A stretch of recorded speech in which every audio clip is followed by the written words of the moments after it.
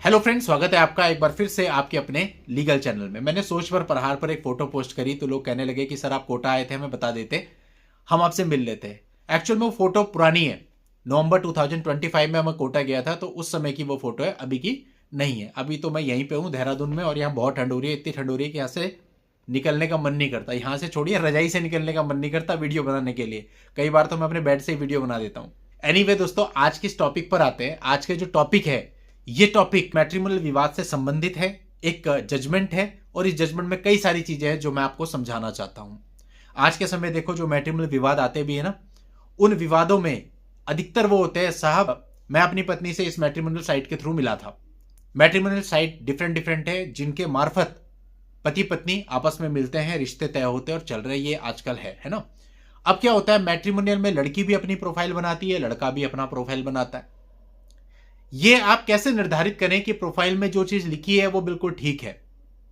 ऐसे धोखाधड़ी के अनेकों मामले हमारे पास भी आते रहते हैं, जिसमें कई बार एज गलत होती है, कई बार रोजगार के बारे में गलत लिखा होता है, कई बार इनकम के बारे में गलत लिखा होता है, कई बार मैरिटल स्टेटस के बारे में गलत लिखा होता है, और उसी पर विश्वास करके शादी हो जाती है। लेकिन बाद में जब सारी चीजें खुल के आती है तो आपके हाथ में कुछ रहता ही नहीं। तो यानी उस इंफॉर्मेशन की कोई ऑथेंटिसिटी नहीं है, कोई भी कुछ भी डाल दे रहा है। और इस प्रकार के अनेक को अनेक मामले आए जहां लोग फंसे और फंस करके जिंदगियां खराब हुई।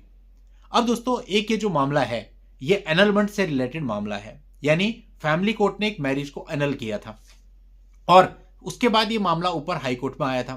दिल्ली हाई कोर्ट का ये जजमेंट है। दोस्तों, आप लोग को समझना बहुत जरूरी है, ये जजमेंट दोस्तों उन सभी केसेज में लागू होता है जहां पर जो आपका विवाह है वो फ्रॉड के द्वारा हुआ है, यानी धोखाधड़ी से आपका विवाह संपन्न करा दिया गया है। पति या पत्नी है, उन्होंने मैरिज से पहले किसी बात को छुपा लिया और मैरिज के बाद आपको पता चला। फॉर एग्जाम्पल, पति या पत्नी को कोई बीमारी थी, पहले छुपा ली, बाद में पता चली। पति या पत्नी के पास कोई रोजगार था लेकिन बताया कुछ और गया था, वो बाद में पता चला।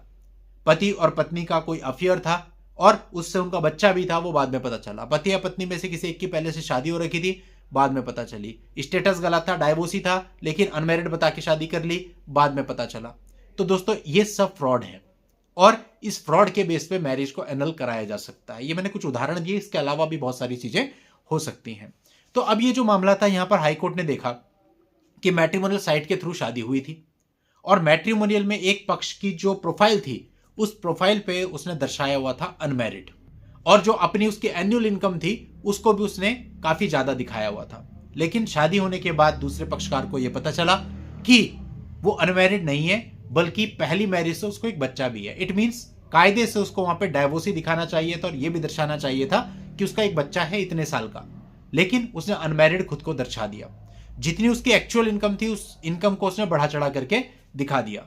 अब दोस्तों, दिल्ली हाईकोर्ट का यह कहना था कि आप अपने मैरिटल स्टेटस को बदल देते हैं, ये कोई मामूली चीज नहीं है, ये तो सीधा सीधा इंटेंशनल सप्रेशन ऑफ फैक्ट्स है। आपने जानबूझ करके चीजों को छुपा लिया दूसरी पार्टी से, इस उद्देश्य से कि आपकी शादी हो जाए इस धोखाधड़ी के साथ।